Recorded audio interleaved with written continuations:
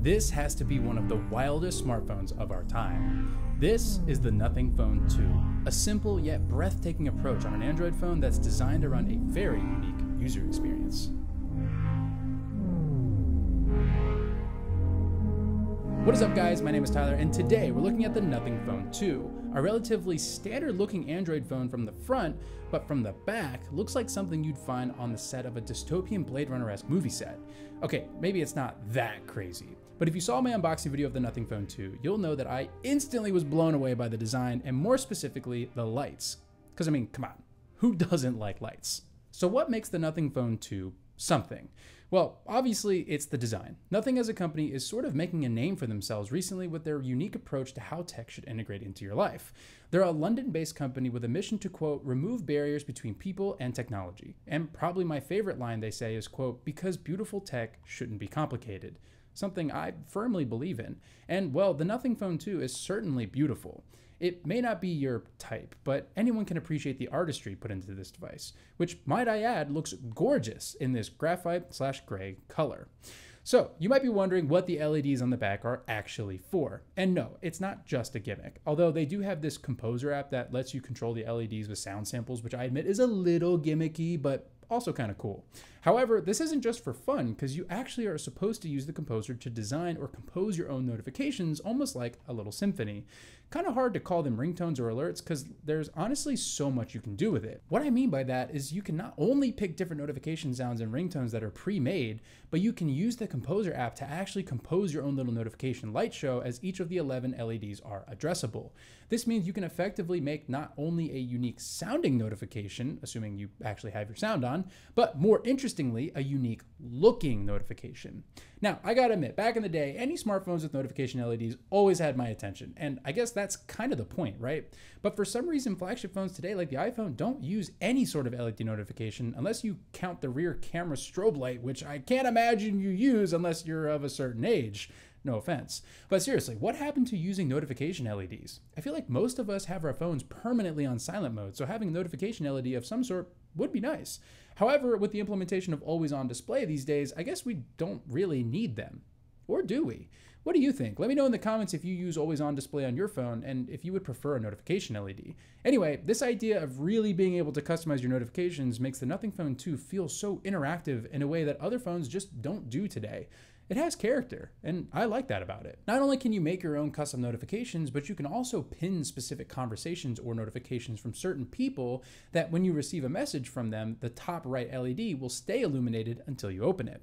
It's a super nice feature if you like to focus during the day, but want to know if that special someone has messaged you. In any case, I found this feature to be super convenient. And again, something that helps you stay connected to things you want without making it so you have to constantly check your phone. Something we could all probably benefit for. At least I know I could. I mean, how many times have you picked up your phone to do one specific thing only to find yourself on Instagram or TikTok, and before you know it, 10 minutes blows by and you've completely forgotten what it is you were doing in the first place? Yeah. Happens a lot. But the notification settings and funky LED lights are only part of it. I feel like we live in a world where you're either too connected or not at all. And that carries over into just how we seemingly act as a society. Instead of having moderation and balance, it feels like we often just deal in absolutes. You either stay connected all the time because you live on your phone, or you're completely disconnected.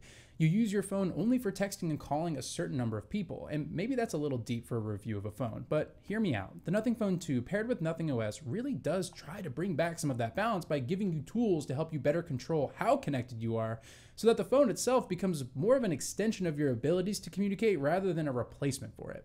Sure, it's still up for you to decide, but Nothing really commits to their mission of making tech that doesn't get in the way of life, but instead blends into it. You can stay connected to the things you need without sacrificing accessibility to the things you could probably do without. This means you can have the Nothing Phone 2 face down next to you or across the room while doing something else, but still be notified of the things that matter. Your friends, your family, or your partner. Something other devices, quite frankly, don't implement nearly as well in my opinion unless you're physically using the device. Generally speaking, digital wellness tools and smartphones are increasingly becoming more and more important. 10 years ago, we didn't have a screen time limit option on our phones. Heck, not even 5 years ago. So things are changing, and it's nice to see Nothing acknowledge that digital wellness is important. So what about the user experience as a smartphone in 2023? Well, to be completely honest, it's just as solid as my Pixel 7 Pro from a usability and performance standpoint. Nothing OS 2 feels like it was designed with purpose. Necessity over indulgence, if you will. Everything is where you'd expect it to be. No bloat, no frills. But you do get an aesthetic that is super minimalistic and clean, and you'll either love that or you'll hate it. I personally love it. There's a ton of nicely designed widgets and wallpapers, as well as icon packs that really help drive home the minimalistic feel of this device. One specific thing I like is how settings is laid out and how the information is provided to you, namely the About Phone section. It's a simple design, but it really looks and feels like you're looking at something designed to be looked at versus, say, the iPhone's About screen, which is just a list of text that is just kind of plain and sometimes hard to read. Not only that, but when you get an update on the Nothing phone, the patch list is neatly laid out with emojis for different things, making it actually fun to read. Never thought I'd say that about a patch or update notes, but here we are.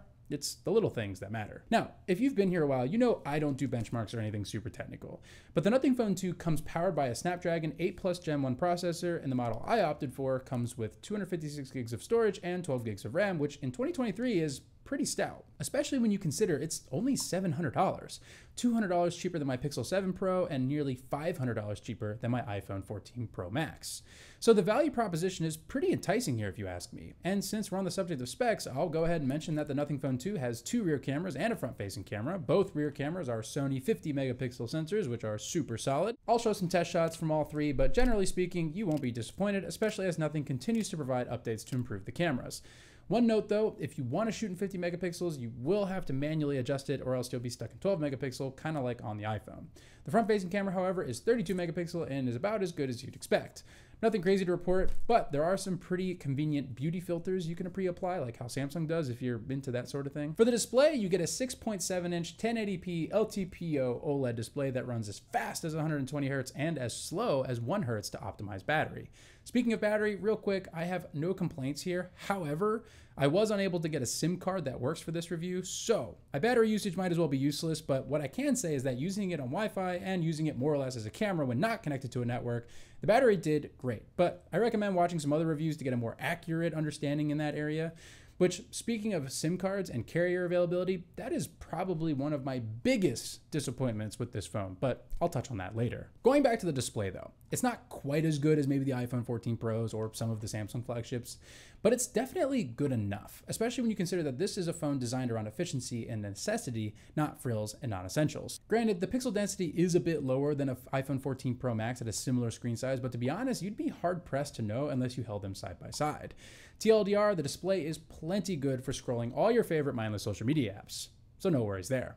The speakers are not the strongest part of this phone. They do work in stereo, so they get pretty loud, but if you've used an iPhone or a Samsung recently, you'll probably want to stick to headphones for this one. What does sound nice, however, are all the buttons. Nothing did a great job making both the volume buttons and the power button feel great with a satisfying click. The placement as well is where you'd expect, and the size of the buttons are perfect for the flat edges, unlike the Pixel 7 Pro, which I found to be a bit thin and hard to pick up at times due to the slightly curved edges. Speaking of the frame, the Nothing Phone 2 is made up of 100% recycled aluminum, which makes up the frame and the buttons, 80% recycled plastic components, 100% recycled tin, copper, and 90% recycled steel, not including the packaging, which is not only plastic free, but is 60% recycled fiber materials. Something you'll love to see in 2023, so big kudos to Nothing for putting an extra effort to reducing e-waste and their carbon footprint by nearly 9% from Nothing Phone 1. Man, it's really hard to find something I don't like about the Nothing Phone 2. Honestly, the only thing I'm disappointed with is carrier availability. At the time of writing this, I wasn't able to add my Nothing Phone 2 to either my Verizon or my Google Fi plan, which really sucks because I was this close to selling my Pixel 7 Pro for this phone. And unless that changes, the Nothing Phone 2 is nothing but a toy to me, and I hate that. I even made some new friends who also happen to have one while out at FTX. Dude, I got this new phone. It's called the Nothing Phone 2. Have you guys heard of it? Yeah. I got a new phone too. Oh. Have you heard of this one? It's the Nothing Phone 2. Oh my God, we all have a Nothing Phone 2. That's really interesting. Oh my God. Oh no! You f***ed it up! Now we'll never know. Shout out to Brandon and Ian for also being super dope creators. I'll drop both of their info below so you can go check them out, but yeah, sure, the Nothing Phone 2 is just a generic Android smartphone at the end of the day, and a good one at that. But it took a risk where it could, and I commend Nothing for doubling down on what made the original Nothing Phone unique and refining it for the Nothing Phone 2. So to wrap things up on a positive note, here are some of my favorite little quirks about the Nothing Phone 2. You get a red tally light when recording, super dope. You can flip the phone over on its face to silence notifications and go glyph notifications only. You can use the glyph lights as a flashlight instead of the blinding flash LED, which you can also do while taking photos with flash on. You get a cute little status LED when you plug it into the charger that tells you how much it's charged. When you turn the volume up and down, a glyph LED light lights up to show you how loud your volume is, although not super useful for you since you'll be looking at the screen. And you can use the glyph LEDs to set a timer, which will visually show you how much time is left, which honestly is super cool if you use timers on your phone a lot like I do.